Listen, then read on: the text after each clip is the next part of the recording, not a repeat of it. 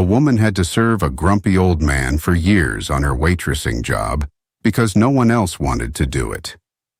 However, he left his key and a note one day explaining something that broke the woman's heart. Before we continue, please take some time to subscribe to Dailydose, like, and share this video with your friends.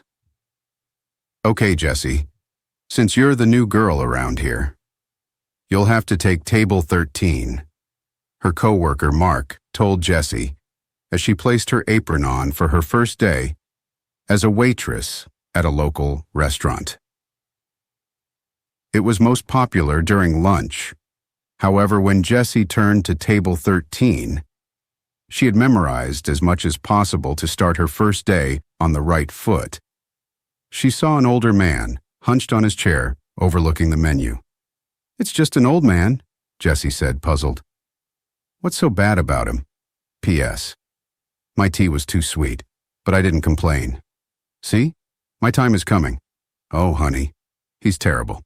So be prepared. No one here likes to serve him," Mark said, tilting his head knowingly. "I can handle anything," Jessie continued, confident. But she was wrong to dismiss Mark's words just like that. The man at the table, Mr. Norton, was a piece of work. "Ugh, who are you?" he scoffed when she approached with a smile. "I'm Jessie. What will you have to drink today?" She maintained her friendly demeanor. "I always have the same thing, and you lot ask me that all the time. Iced tea. But not too cold or too sweet. 2 lemon wedges and a straw," the man muttered almost angrily. "Sure. And do you know what you'll have for lunch?" "Not yet."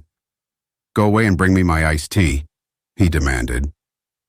Jessie's eyebrows rose, but she walked away and put in the iced tea order. Despite being relatively simple, the man complained. At first it was too sweet, and then it was too cold. His lemon wedges did not have enough juice. His straw was flimsy because it was made of paper now. "We only have paper straws now," Jessie said, trying not to lose her temper by the 4th glass she had prepared. "Stupid softy generation." "Fine, I want the lasagna," the man spat and threw the menu at her chest. Jessie had a permanent smile on her face. She would not let the man sour her mood on her first day. But there were all kinds of things wrong with the lasagna.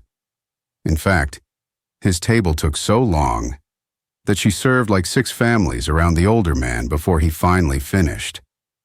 At least he left a tip. "I should have listened," Jessie told Mark at the end of the day. "Yeah, we're sorry, but someone has to deal with him." He laughed.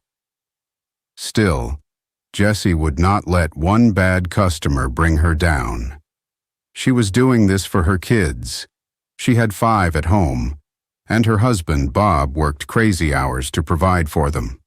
But it was not enough, so she was finally back in the workforce, trying to do better for them. Luckily, her mother volunteered to watch the younger kids while she worked. However, Jessie came home at night exhausted and spent almost no time with her children. As she fell asleep, she promised herself to do better tomorrow and play with her kids. Unfortunately, that didn't happen, because every day was more complicated and harder with her grumpy client, plus the other patrons. Being a waitress was more challenging now than when she was younger, but at least the tips were good. For years, she served the old, grumpy Mr. Norton, and she had a way of dealing with him that impressed the rest of the staff.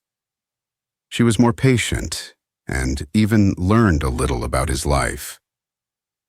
He was like a child during the tantrum most of the time. But sometimes, he was almost pleasant and would ask about her life. And no matter how often he complained, he always left a solid 15% tip. So at least that was nice.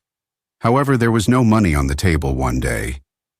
He would typically pay and leave a few extra bills, but Jessie found a key and note that day. Her eyebrows furrowed as she picked it up. She knew they were grumpy for a reason. Dear Jessie, thank you for putting up with this old grump for so long. I'm going to a special facility for hospice now, so I won't be back. This is the key to my house. It's yours. I'll leave my lawyer's card so you can officially arrange everything. Goodbye, dear. P.S. My tea was too sweet, but I didn't complain. See, my time is coming. Jessie read aloud and was shocked. She couldn't believe it. He had left his key, the address to his home, and his lawyer's card so she could contact him. But this was impossible.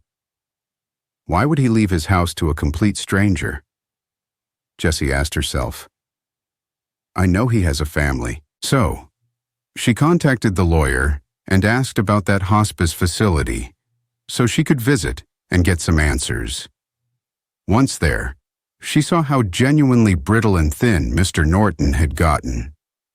She hadn't noticed him that well at the restaurant, but it was clear. The old grumpy man repeated what was in the note and told her it was real. But why? What about your children? Jessie asked, confused. My children hate me. I haven't seen or heard from them in many years. I was grump to everyone in my life, for as long as I can remember. And the only person who ever dealt with me with a big smile was you. So keep that house for your big family. It's huge. It's meant for people like you, who can be patient with old things, Mr. Norton told her. And Jessie finally broke down in tears. She had no idea when she had started to like Mr. Norton's presence. But the idea of never seeing him again was too much. Or perhaps she just hated that he was dying, alone. So, that weekend, Jessie brought her children to meet him, and for the first time in years, he saw the old man smile. That was worth 1,000 tips. Mr. Norton died a few weeks later, and Jessie officially inherited the house. His lawyer said that his family didn't want anything, so his entire estate went to her in the end. There wasn't much aside from the beautiful home, but it was a massive thing for her big family. Her children were delighted because they now had their own rooms, and Jessie and her husband had earned promotions at work, which meant their financial situation was a bit better. They had many things to be thankful for, so they volunteered as often as possible at the local senior center in honor of Mr. Norton. And Jessie always paid attention to the older folks with the worst attitudes. She knew they were grumpy for a reason, and they reminded him of the man who changed her life. For years, Jessie had built her life around balancing work, her family, and dealing with the constant challenge of Mr. Norton's temperament. His grumpiness had initially been frustrating, but over time, Jessie found herself softening toward him, sensing that there was a deeper pain behind his harsh exterior. She noticed how no one ever visited him at the restaurant, and it was clear that he carried a loneliness he rarely spoke about. Despite his complaints, Jessie had grown to care for the man, finding a strange sense of purpose in serving him, knowing that she might be the only person he spoke to all day. When Mr. Norton left the key and his note, Jessie was overwhelmed with emotion. She had never expected anything like this. She had only been doing her job, trying her best to treat every customer with kindness, but this gesture was beyond anything she could have imagined. The house he left her wasn't just a home for her family. It was a symbol of how simple acts of compassion could create ripples in people's lives. Jessie realized that while Mr. Norton had been tough to serve, she had touched his life in a way that perhaps no one else had. As Jessie stood in front of the house for the first time with her family, she felt a deep sense of gratitude. The home was larger than anything she could have ever afforded, and it was filled with character. Much like Mr. Norton himself.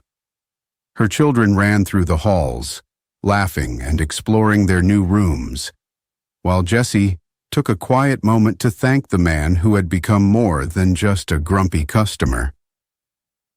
His memory would forever be etched in their lives, not just because of the house, but because he had shown her that even the most difficult people often just need someone to care. As Jessie settled into the house with her family, she couldn't help but reflect on how much her life had changed because of Mr. Norton.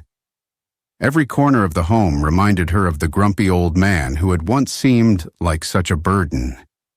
Now, it felt as though his presence lingered in the walls, not as a grump, but as someone who had quietly given her family a second chance.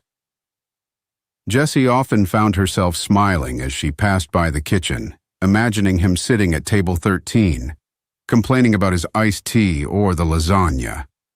Despite the hardships she faced serving him, Jessie knew that those moments had brought her here, to this new life with her family in a home filled with love and new memories.